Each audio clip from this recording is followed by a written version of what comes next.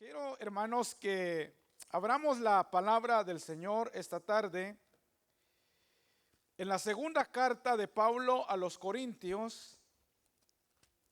Segunda de Corintios, vamos a buscar, hermanos, el capítulo 8.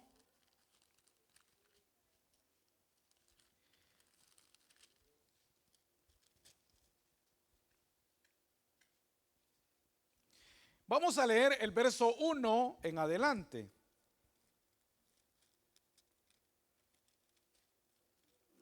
Me dice un amén, por favor, cuando tenga la porción.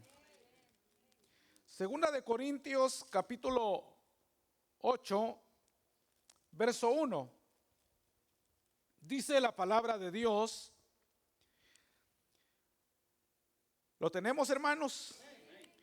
Asimismo, hermanos, os hacemos saber la gracia de Dios que se ha dado a las iglesias en Macedonia, que en grande prueba de tribulación, la abundancia de su gozo y su profunda pobreza abundaron en riquezas de su generosidad.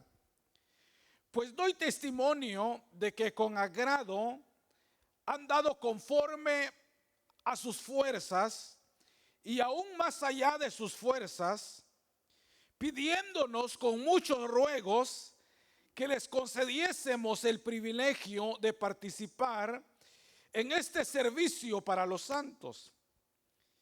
Y no como lo esperábamos, sino que asimismos se dieron primeramente al Señor y luego a nosotros por la voluntad de Dios. Una vez más, hermanos, una porción preciosa. Dice: asimismo, hermanos, os hacemos saber la gracia de Dios que se me ha sido dado a las iglesias en Macedonia, que en grande prueba de tribulación, la abundancia de su gozo y su profunda pobreza abundaron en riquezas de su generosidad. Pues doy testimonio de que con agrado han dado conforme a sus fuerzas y aún más allá de sus fuerzas, pidiéndonos con muchos ruegos que les concediésemos el privilegio de participar en este servicio para los santos. Y no como lo esperábamos, sino que asimismo se dieron primeramente al Señor y luego a nosotros por la voluntad de Dios. Amén. Tenga la bondad de sentarse, por favor. No sé si hay alguien, hermanos, que viene por primera vez esta tarde. Levante su mano, queremos darle la bienvenida. ¿Habrá alguien hoy que viene por primera vez, que nos visita por primera vez? Bueno, no hay. Entonces salude al que está a su lado, por favor. Dele la mano, dele la bienvenida. Dígale, hermano, qué bueno verle. Qué bueno verles. Bienvenidos. Estamos en el mejor lugar. Amén, hermanos. Gloria a Dios. Qué bueno verles, hermanos. Dios, ¿cuántos creen que Dios es bueno? Dios es muy, muy, muy bueno. Hermanos, queremos hablar acerca de los beneficios de la palabra de Dios, que es una temática que abordamos la semana pasada, y empezamos hablando acerca de la palabra y el pecado, que es los beneficios que nos trae la palabra con respecto al pecado. Y hoy, hermanos, queremos hablar acerca de las escrituras o Dios o la palabra y Dios. Los beneficios que trae la palabra a nuestra vida con respecto al Señor, con respecto a Dios. Primero, hermanos, creo que todos sabemos que la palabra es la única que nos ha llevado a conocer a un Dios sobrenatural. A Dios, hermanos, no se le conoce únicamente por los eventos que puedan suceder a nuestro alrededor o por los milagros Porque al final, hermano, todo pasará en esta vida. Los milagros terminarán cuando la iglesia ya no esté en esta tierra. O sea, los milagros al final son pasajeros. Amén, hermano. Y todos los eventos que usted pueda ver, donde que se pudieran manifestar en la vida del hombre, donde donde el hombre pueda decir, aquí conocí a Dios. Realmente todo eso es pasajero. Hay una cosa y un elemento que prevalece para siempre, y es la que nos ha llevado a conocer a un Dios sobrenatural, y es su palabra. Porque la Biblia dice, los cielos y la tierra pasarán, pero su palabra no pasará. Amén, hermano. Es la palabra la que prevalece, y es ella la que nos lleva a conocer a ese Dios sobrenatural. Jamás conoceremos más a Dios si no nos involucramos en la lectura, en el estudio, en la meditación de la palabra de Dios. ¿Cómo es que las personas nos conocen a nosotros? Hay un elemento que usted debe de saber. ¿Cuántos saben que en algún momento han hablado mal de usted? Aleluya. ¿De cuántos ha llegado a su oído que algún momento hablaron mal de usted? Dijeron, no, es que esta persona es así. ¿Cuánto? De todos. Levante las dos manos porque... De todos. Aquí no hay nadie de que no hayan hablado mal las personas. Entonces un hermano venía y me decía, hermano, mire, es que fíjese que han hablado mal de mí y han dicho eso. Yo le decía, hermano, haga algo y involúcrese y acérquese a estas personas para que lo conozcan y vean cómo es usted. Y de esa manera usted evitará que todo lo que los demás puedan decir de usted no haga un efecto en su vida. Porque al final las personas hablan lo que no conocen. Amén, hermano. Dicen lo que no saben. Porque realmente para conocer a alguien hay que caminar con ese alguien. Amén, hermano. La única manera de conocer a alguien es andando con él. Entonces yo le decía al hermano, entonces mire a estas personas con quien han llegado a hablar mal de usted, acérquese, camine con ellos, coma con ellos, que lo conozcan. ¿Cómo es usted? Eso hacía Jesús. Amén, hermano. Por eso a Jesús le tenían un sobrenombre y era comelón y bebedor, le decían al Señor. Así lo llamaban. El comelón y el bebedor, porque el Señor se sentaba en mesa de pecadores. Amén, hermano. Ese era el lugar donde el Señor comía, un hogar de una familia con problemas, como era la familia de Marta, María, Lázaro. Ahí llegaba el Señor, pero llegaba para que lo conocieran. Entonces, hermano, la única manera de conocer a alguien es conviviendo, compartiendo, caminando al lado de esa persona. Es la única manera de conocer. Amén, hermanos. Y así es como nosotros llegamos a conocer a Dios. Usted quiere saber más de Dios, quiere conocer más de Dios, quiere que su conocimiento hacia Dios sea amplio. Lea la palabra. Y cuando usted lea la palabra, usted caminará con Dios. Amén, hermano. Porque en la palabra, le decía, está todo. Ahí en la palabra hay de todo, hermano. Mire, la Biblia es la respuesta para toda la necesidad del ser humano. Ahí está en la palabra de Dios.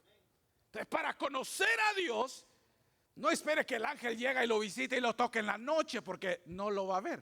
Aleluya. Y usted esperando, Señor, envía un ángel en la noche. Y de repente viene un hermano y le dice, fíjese, hermano, que un ángel me visitó. Y usted lleva 20 años y el ángel no lo ha visitado a usted. No es que usted esté caído, no. Lo que pasa es que usted está esperando que un evento suceda para conocer a Dios. Y tiene la palabra. Es la palabra la que nos lleva a conocer, hermanos, a ese Dios sobrenatural. Amén, hermano. Entonces, lo que sucede, hermanos, es que no conocemos a Dios tal y como Él es. Porque mire, a Dios, cuando usted conoce a Dios tal y como Él es, usted va a desarrollar una vida cristiana práctica, una vida que le agrada a Dios. Pero ¿sabe por qué existe la religión y la religiosidad? ¿Sabe por qué existe la religiosidad? Porque no conocemos cómo es Dios. Amén, hermano. ¿Y sabe por qué existe el liberalismo también, que es otro extremo? Amén, hermano. Hay dos extremos: la religiosidad y el liberalismo. ¿Por qué existen esos dos, hermanos, lugares, esas dos posiciones? ¿Por qué? Porque no conocemos a Dios. Y eso habla de que solamente hemos pasado por la palabra de noche. Aleluya, amén, hermano. Donde la ley no le ilumina nada. Y la ley dice, hermano, mire, yo le he leído la Biblia, qué bueno, pero pareciera que no, porque no le ha iluminado todavía. Entonces, hermano, ¿por qué sucede eso? Porque todas las cosas, hermano, el hombre ha llenado su vida con muchas cosas. Hay cosas que han llegado a ocupar un lugar en nuestra vida que son buenas, pero no son prioritarias. Y en eso, hermano, nosotros tenemos que hacer una diferencia entre lo bueno y lo prioritario. Por ejemplo, el deporte es bueno, pero no es prioritario. Amén, hermano. El deporte es bueno porque le ayuda a usted en mantener esos huesos un poco que no se oxiden. Aleluya. Y le mantiene le ayuda para que la circulación de la sangre pueda estar. Y usted le ayuda para que vaya a quemar un poco de grasa, para que vaya y agarre un poco de condición física. Pero no es la prioridad. Es bueno, pero no es prioritario. Amén, hermano. Entonces, y eso ha llegado a tomar un lugar en el corazón de las personas.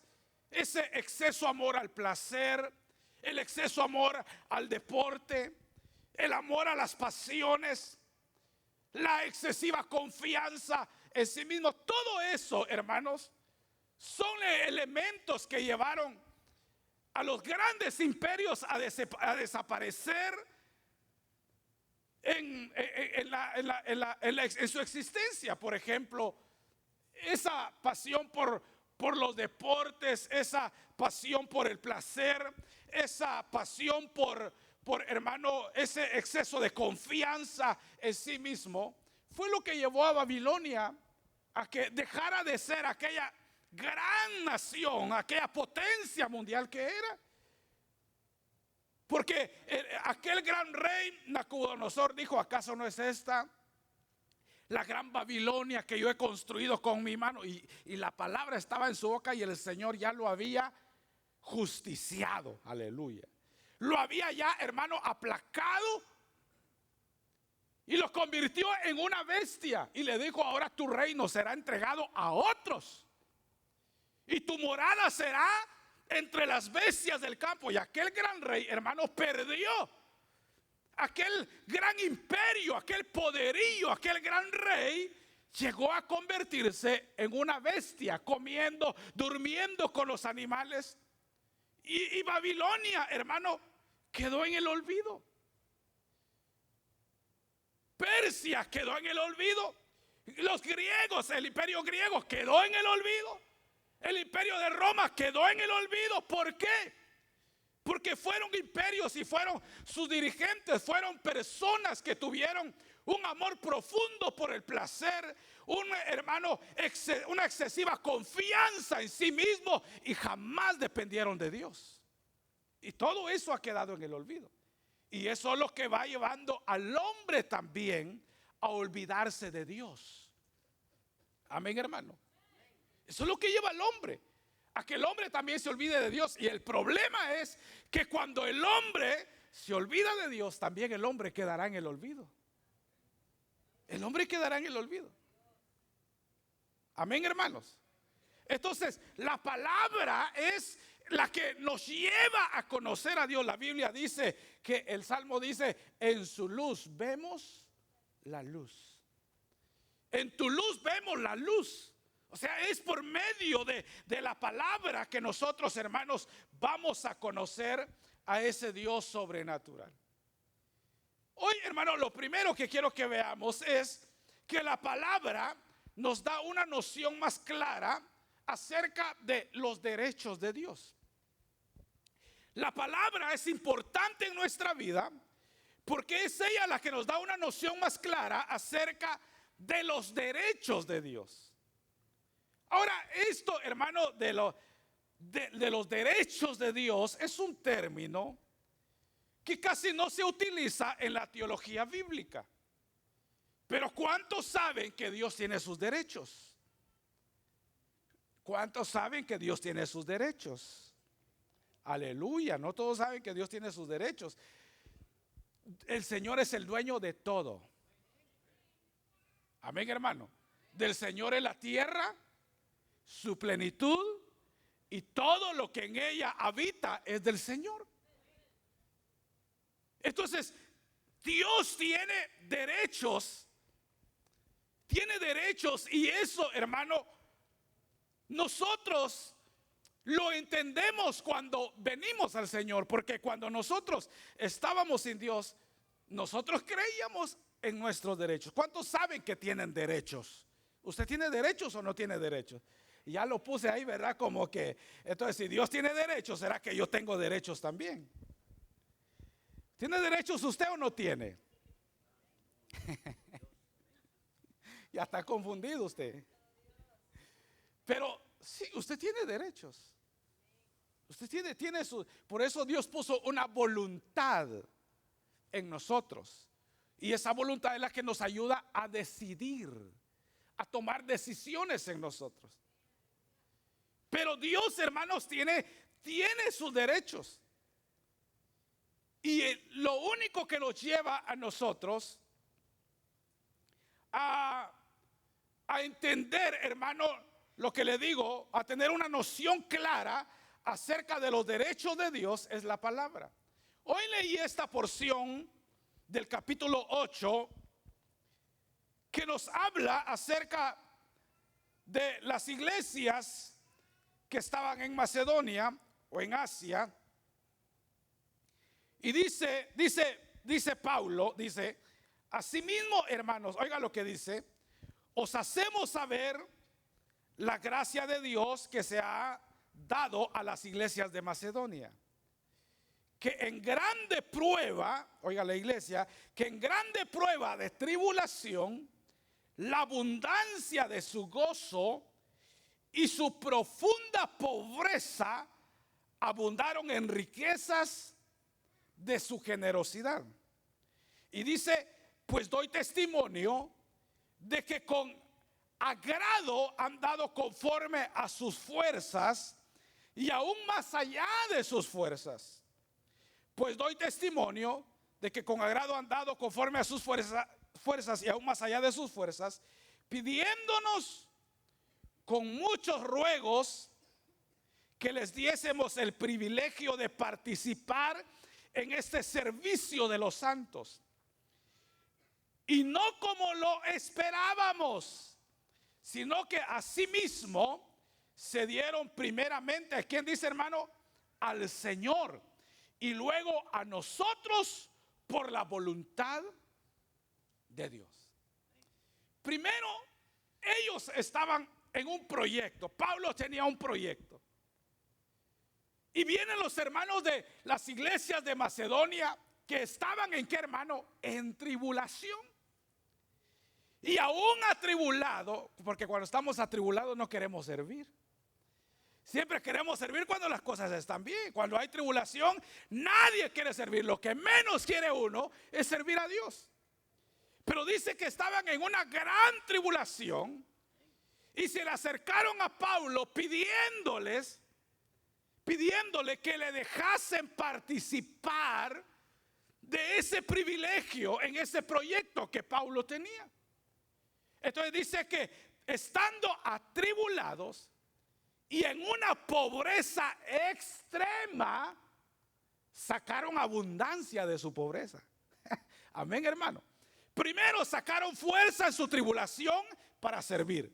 Segundo, de su gran pobreza sacaron riquezas, sacaron abundancia para servir al Señor. Amén, hermano. Dice que dieron de lo que tenían, dieron al Señor con un gran gozo en la pobreza y en una gran pobreza, abundancia. Dice que dieron riquezas de generosidad. Y dice que dieron con todas sus fuerzas, oiga, y dieron más allá de sus fuerzas. Pero dice Pablo en el verso 5, y no lo dieron como esperábamos, sino que asimismo se dieron primeramente al Señor y después dice a nosotros por la voluntad de Dios. Entonces, ¿cómo es que el creyente llega a entender que en medio de grandes dificultades de la vida tiene que servir al Señor? Tiene que servir al Señor. Amén, hermano. En los desiertos de la vida, en gran tribulación, ¿cómo es que la persona entiende que debe de servir al Señor? Si cuando usted tiene problemas en un trabajo, lo primero que quiere es renunciar. Amén, hermano. Y cuando usted ve que ya le hacen la vida imposible y que ya no lo quieren y que el jefe le está haciendo la vida imposible, usted mejor presenta su renuncia y se va. O cuando usted siente que no le pagan el salario que usted merece, simplemente presenta su renuncia y dice: este trabajo no es digno de mí, porque usted valora mucho su trabajo. ¿Cuántos valoran mucho su trabajo? Por eso no lo regalen, no ande dando precios baratos ahí. Aleluya. Sí, pero valora su trabajo. Entonces usted renuncia y dice: no, es que ese trabajo no es digno de mí. Usted se va. Usted no quiere estar en un lugar donde no es bien recibido.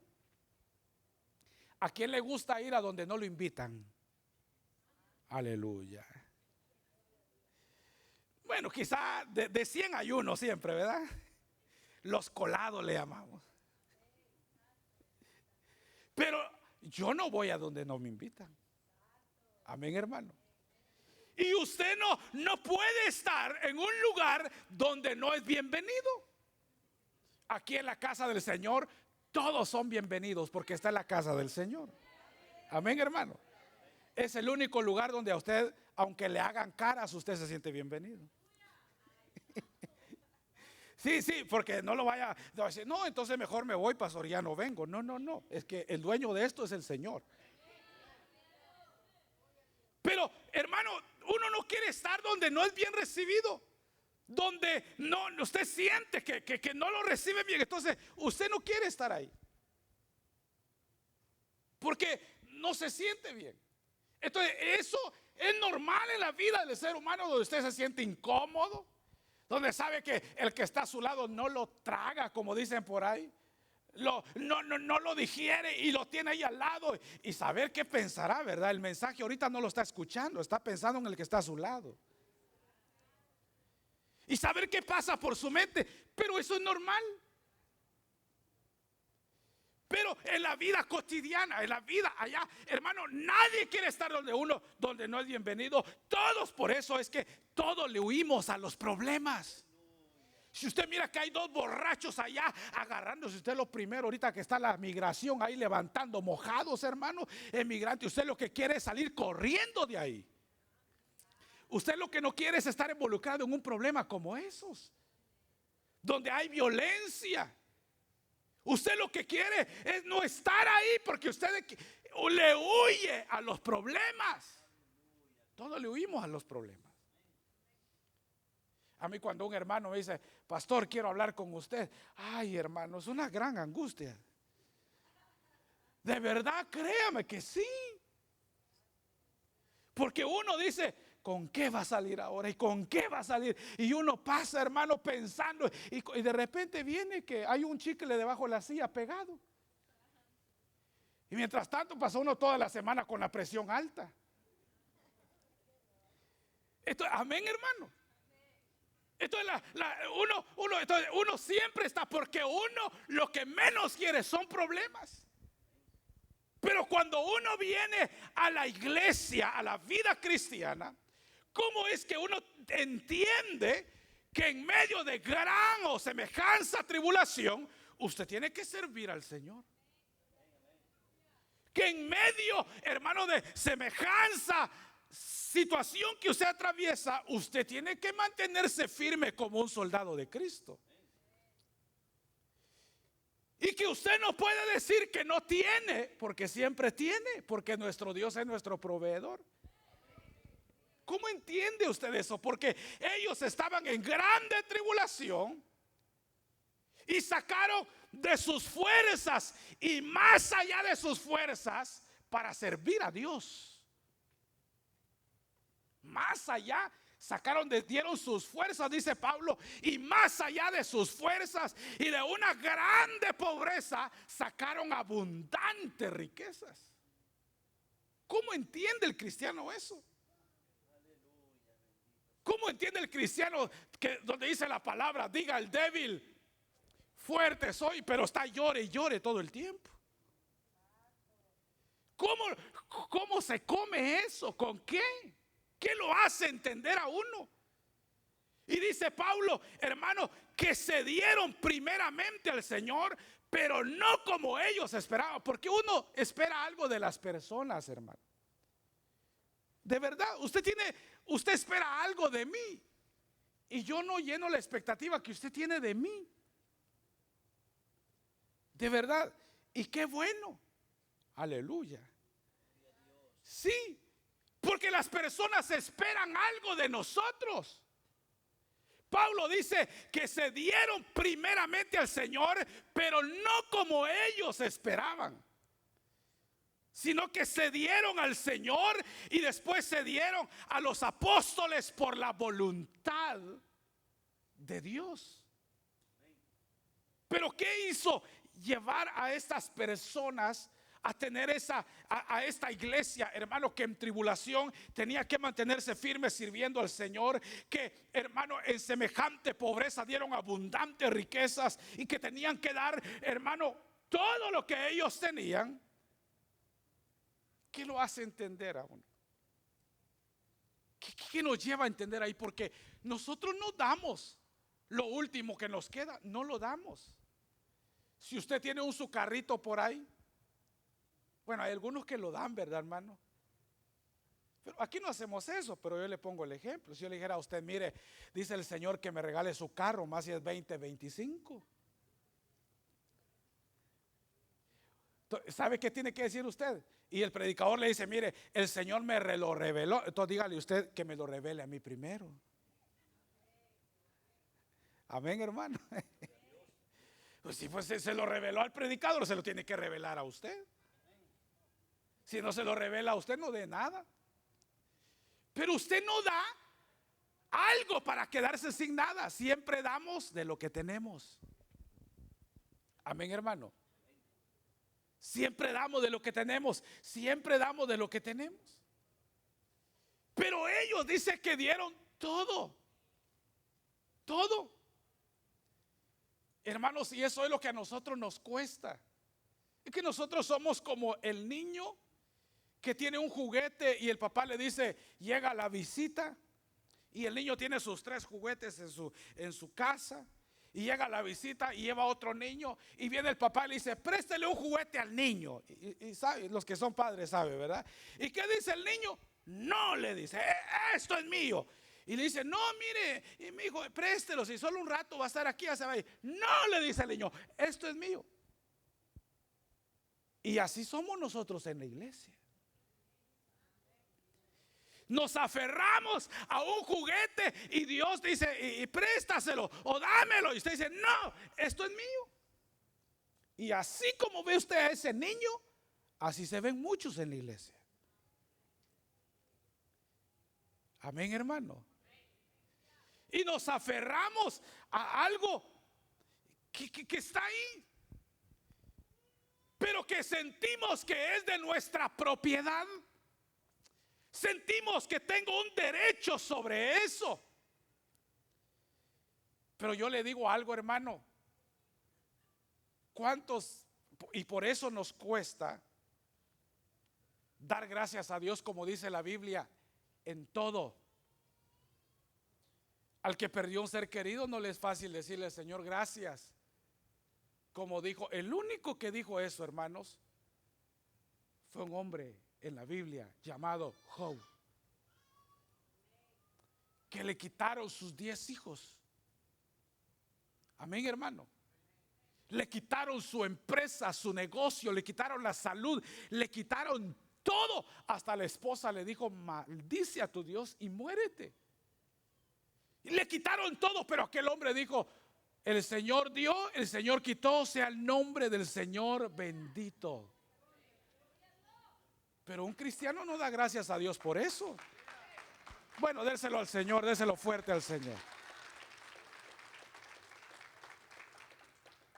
Pero usted no le aplaude al Señor cuando le quitan el empleo. Usted se enoja con el que le quitó el empleo. Y uno, hermano, no le da gracias a Dios es que eso es el problema de nosotros. Yo sé que es duro para aquel que pierde un ser querido y decirle: Señor, gracias por el tiempo que nos lo regalaste y estuvo con nosotros. Es que es difícil. Amén, hermano, llegar hasta ahí, porque nadie quiere perder. Y yo sé que es difícil. Pero hay cosas, hermano, que nosotros debemos de entender que son un derecho de Dios. Amén, hermano. Dios tiene sus derechos. Y le quiero decir que el derecho de Dios es que usted es propiedad de Él, primeramente. Usted le pertenece al Señor. Usted no es dueño de sí mismo. Y Dios, hermano, hace con nosotros como Él quiere. Pero ¿qué tanto nosotros le decimos al Señor: bueno, haz como tú quieras? ¿Cuántos de nosotros le decimos eso?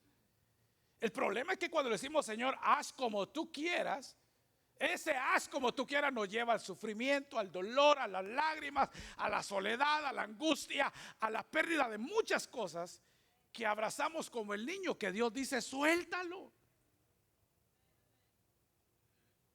Y usted se siente con derecho, pero Dios tiene un derecho también. Dios es dueño de nosotros. Él envió a su Hijo a morir por nosotros. Amén, hermano.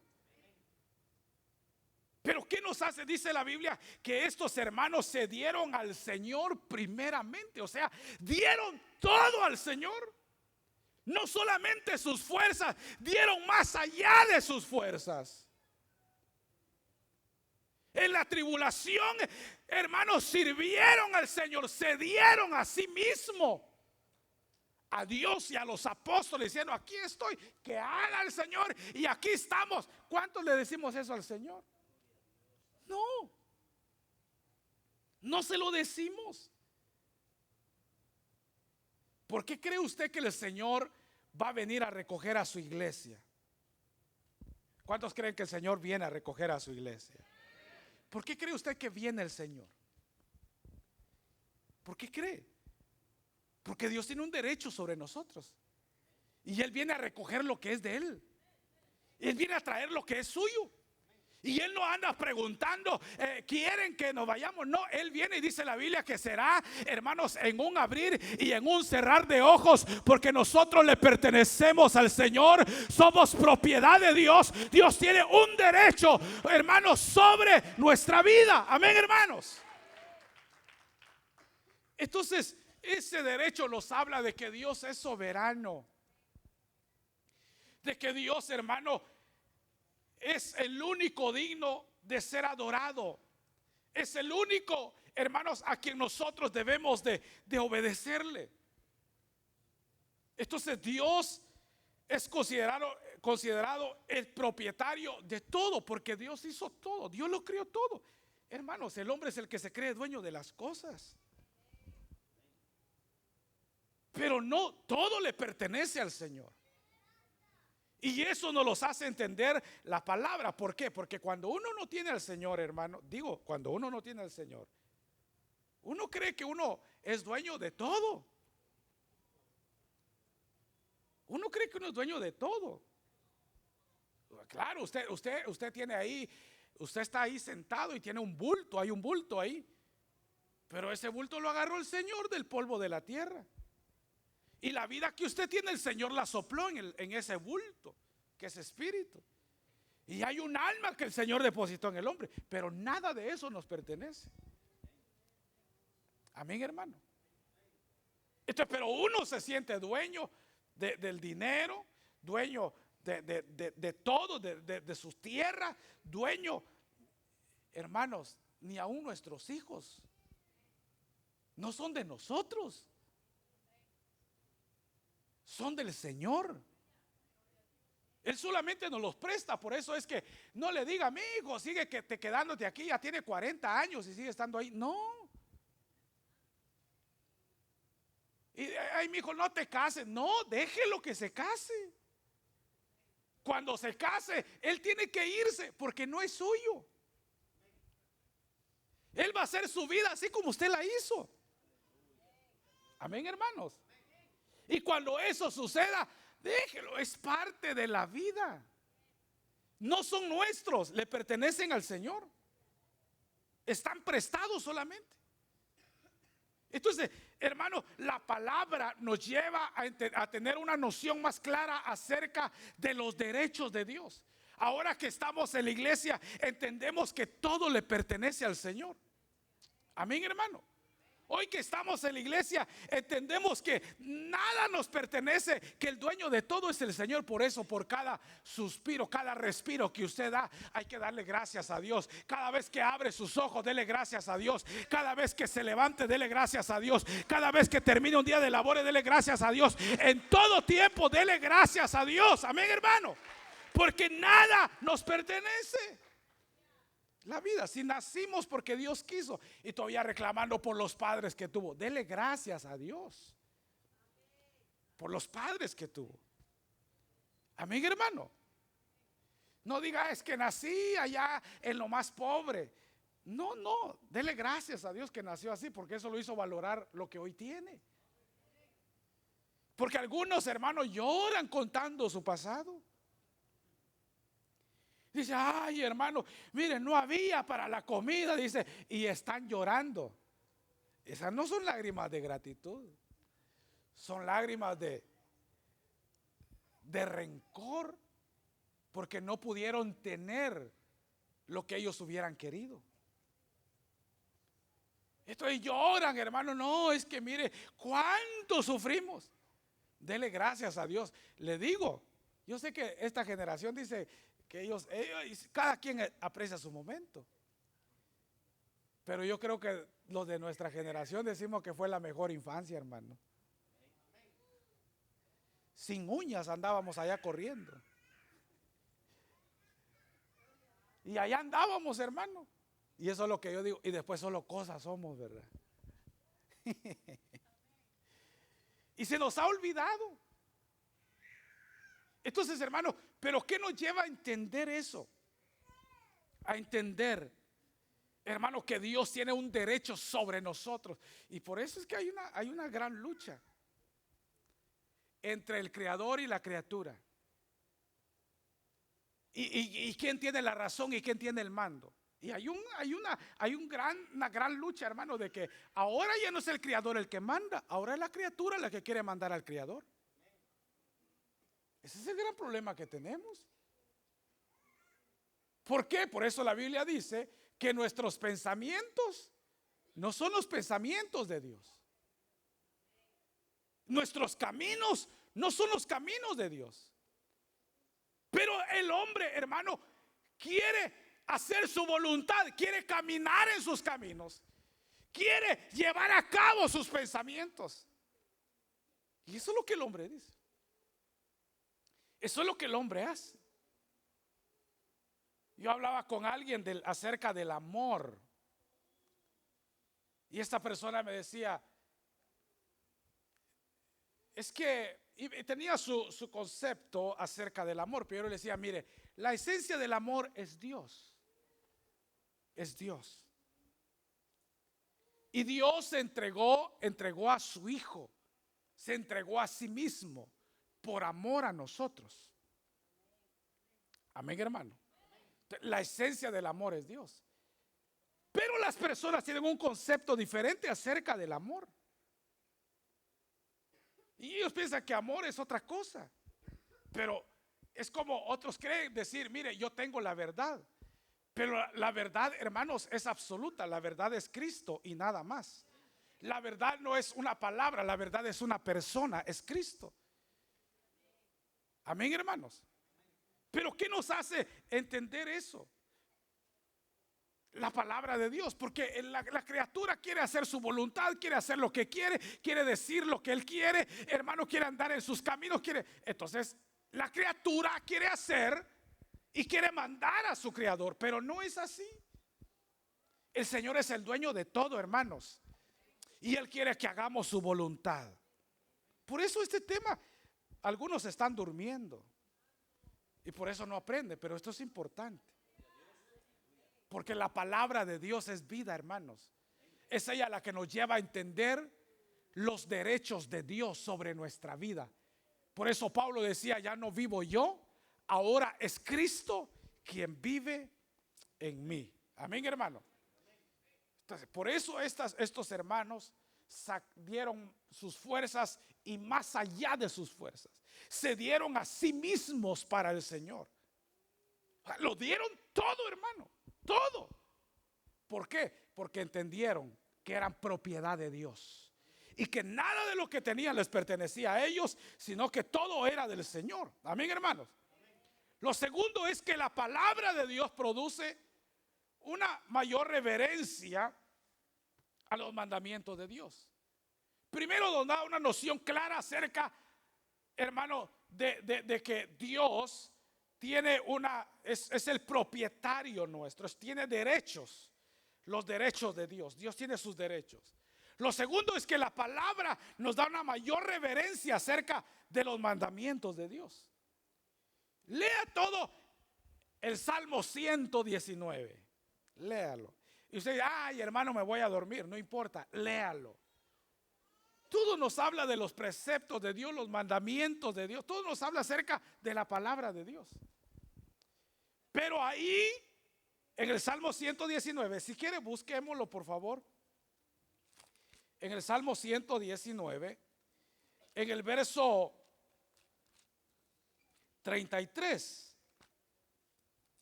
Salmo 119, el verso 33.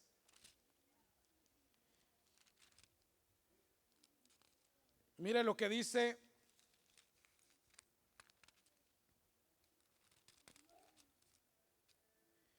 el verso 33. Tenemos, hermanos. Enséñame, oh Jehová, el camino de tus estatutos y los guardaré y lo guardaré hasta el fin. Dame entendimiento y guardaré tu ley y la cumpliré de todo corazón. Entonces, la palabra produce una mayor reverencia a los mandamientos de Dios. Por eso dice el salmista, enséñame, oh Jehová, el camino de tus estatutos y lo guardaré hasta el final, hasta el fin. Dame entendimiento y guardaré tu ley y cumpliré, dice, y la cumpliré de todo corazón. Guíame por la senda de tus mandamientos, porque en ella tengo mi voluntad. En ella tengo, dice el salmista, mi voluntad. Entonces, hermanos, cuando hablamos acerca de la reverencia, una mayor reverencia a los mandamientos de Dios, significa tener un mayor respeto a la palabra de Dios. Respeto a la palabra de Dios. Yo me acuerdo que mi mamá nos enseñó a orar. Y a veces cuando yo oraba, como era niño, oraba sin camisa, con esos calorones allá, hermano. Entonces yo me ponía de rodillas y él decía, no, y de la oreja, hermano. Y decía, no, vaya a ponerse camisa. Ante el Señor no se ora así, me decía. Vaya y se pone camisa y se arrodilla y ora bien. Así nos decía. Pero era así de estricto. Y no nos teníamos que levantar hasta que ella se levantara. Aunque estuviéramos viendo a qué hora se levantaba y no paraba, hermano. 1 hora, 2 horas, hasta 3 horas. De verdad que no miento. Así eran. Y oraba por uno y por otro, y éramos como 10 hermanos. Y todavía oraba por los hermanos de la iglesia. ¿Y cuándo va a terminar? Decíamos nosotros. Y uno ahí. Pero así era, amén, hermano. Pero nos enseñó un respeto por Dios. Amén, hermano. Y tener, hermano, ser reverentes, una mayor reverencia a los mandamientos de Dios, es tener un mayor respeto a la palabra de Dios. Respeto a la palabra. No se duerma, es irrespetuoso. No se duerma en una corte. ¿Cómo va usted a una corte? Una persona fue esta semana a una corte y ahí me mandó una foto de traje iba. Y a la iglesia nunca viene de traje. Pero voy a traer mis papeles, me dijo. Iba con traje. Y tiene reverencia y a la palabra de Dios. Y cuando está predicando la palabra, unos se van al baño y otros. Hay una gran irreverencia. Pero eso es, hermano, una mayor reverencia a los mandamientos de Dios. Es tener un respeto por la palabra de Dios.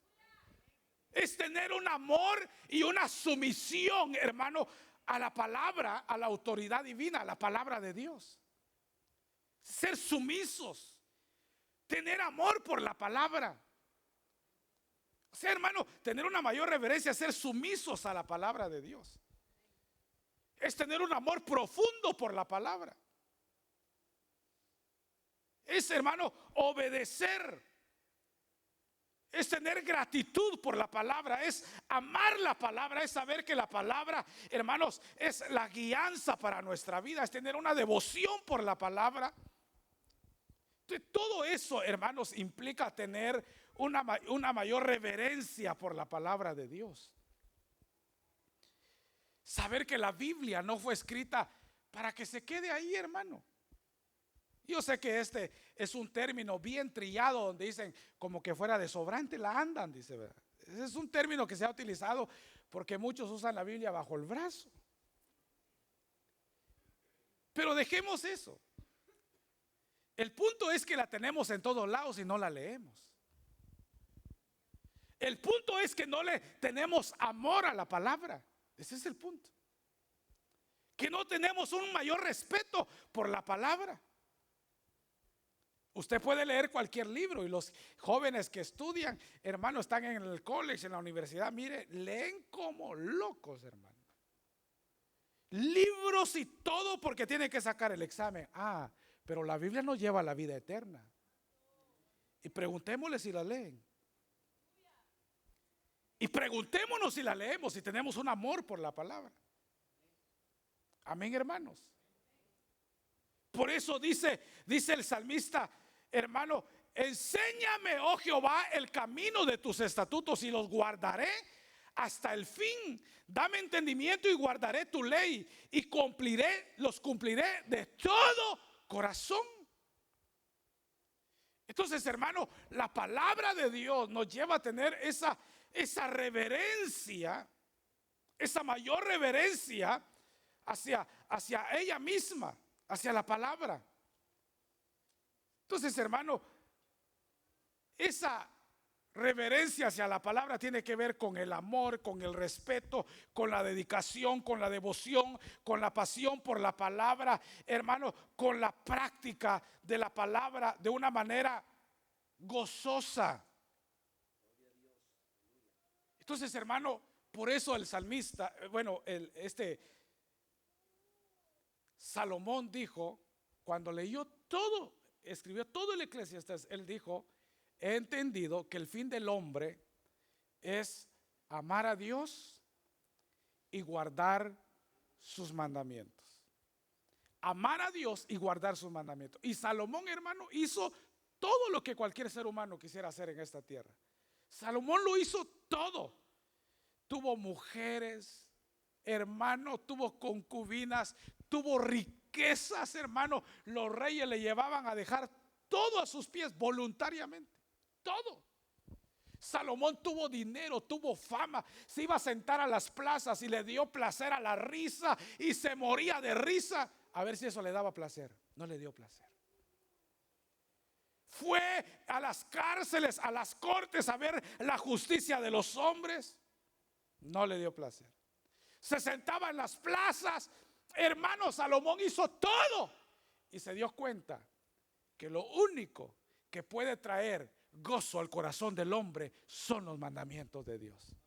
Y que lo único que nos queda a nosotros es amar a Dios y guardar sus mandamientos.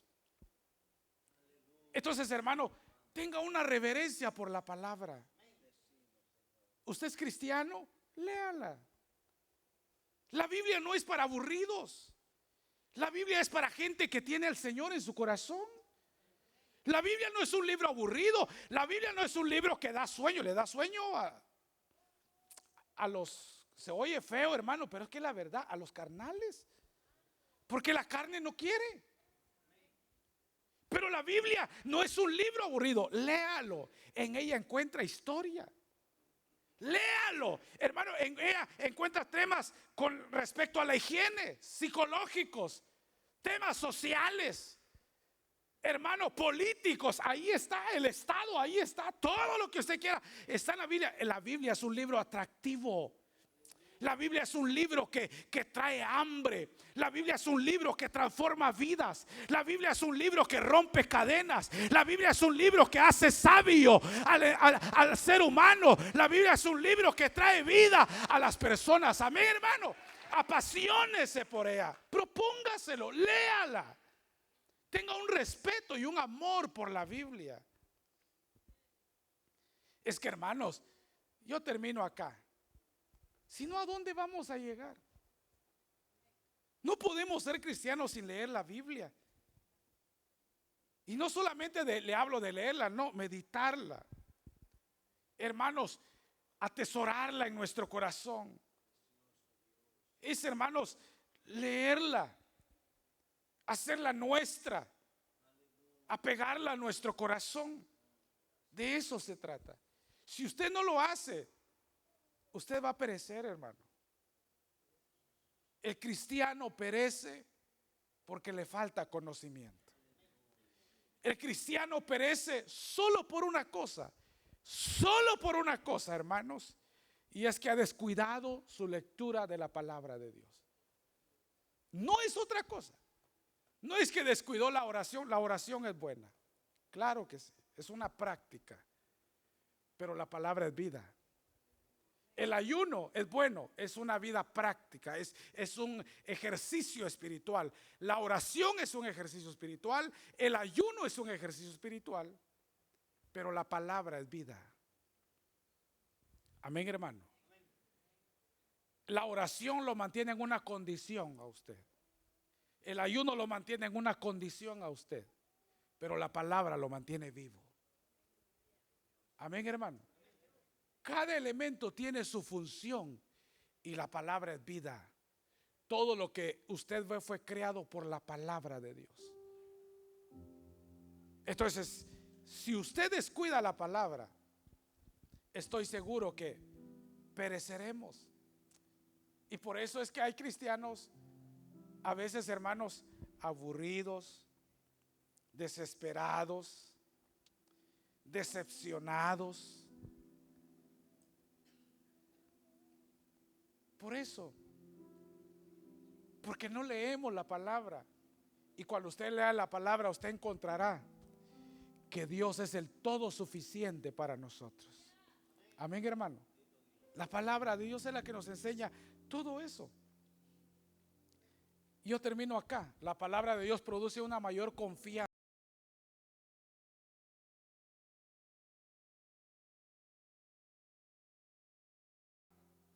A ti levantaré mi alma. Señor, en ti confío y no sea yo avergonzado y no se alegren de mí mis enemigos. Entonces, es la palabra de Dios la que trae, hermanos, una mayor confianza en la suficiencia de Dios. La suficiencia de Dios. Dios es todo suficiente para nosotros. Cristo es todo suficiente para nosotros. La palabra es la suficiencia para nuestra vida. Amén, hermanos. Es Dios, es su palabra. Es, hermano, el confiar en el plan de Dios. Confiar en la fe que Dios ha puesto en nosotros.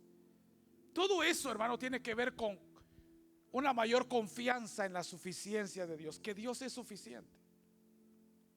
Entonces, ya no descanse su vida en otras personas. No ponga su dicha en el que está a su lado, no. Ponga su dicha en las manos de Dios. La Biblia dice: maldito el hombre que confía en otro hombre. Usted no puede poner su confianza en el hombre. Usted debe de saber que el todo suficiente es Dios. Amén, hermano. Por eso dice el salmista: a ti, oh Jehová, levantaré mi alma. Oiga, a ti, oh Jehová, levantaré mi alma. Es decir, en ti depositaré mi alma. Eso lo hizo David.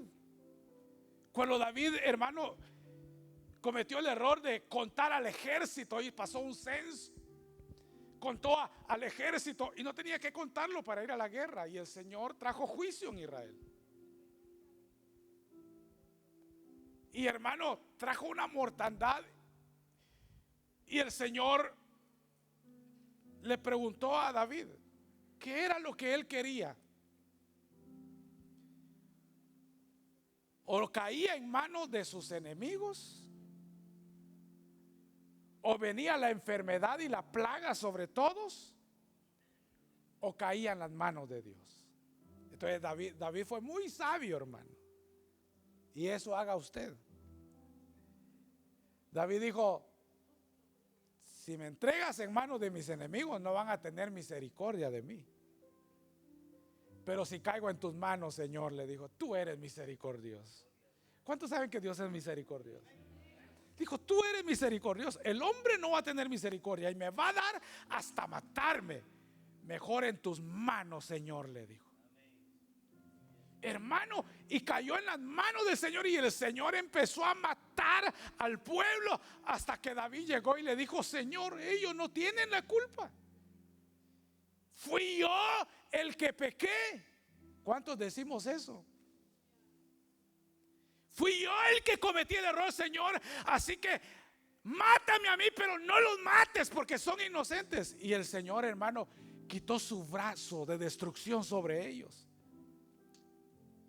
Por eso David dice: a ti, Señor, levantaré mi alma.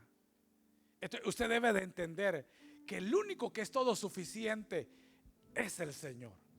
Nadie lo amará más que Dios. Nadie le tendrá más misericordia a usted que el Señor. Nadie le dirá, hermano, y le dará lo que el Señor le puede dar a usted. Es más, nadie le dice a usted que usted es guapo. Siempre el que está a su lado se siente más guapo que usted. Aleluya. Sí, el que está a su lado o el que está su vecino se siente que es más importante que usted. Nadie va, hermano, a retribuirle a usted algo bueno. Siempre nos retribuyen lo malo. Nunca le dicen, es que usted ha hecho algo bueno. Siempre le dicen, usted hizo algo malo. Siempre ven lo malo que hacemos, nunca ven lo bueno. Y es que así somos. Amén, hermano. El único que actúa diferente es el Señor.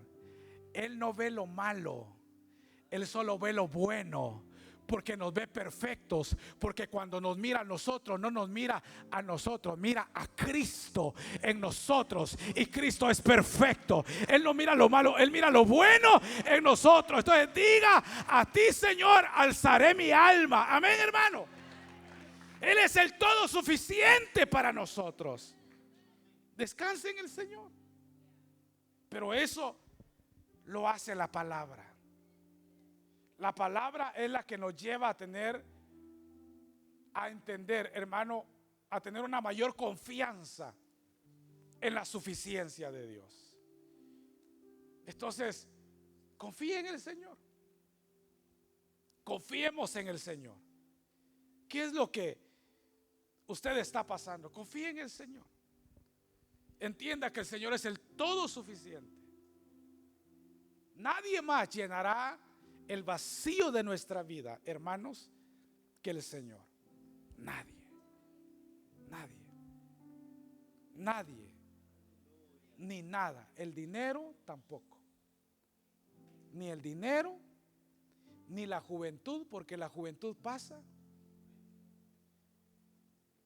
Ni las fuerzas, porque decaen. Todo. Nada traerá, hermano, un beneficio, una satisfacción a nosotros, solamente el Señor. Él es el único que nos puede llenar y puede saciar la necesidad que hay en nosotros. Por eso lea la palabra y ella lo llevará a confiar en Dios plenamente. Cierre sus ojos.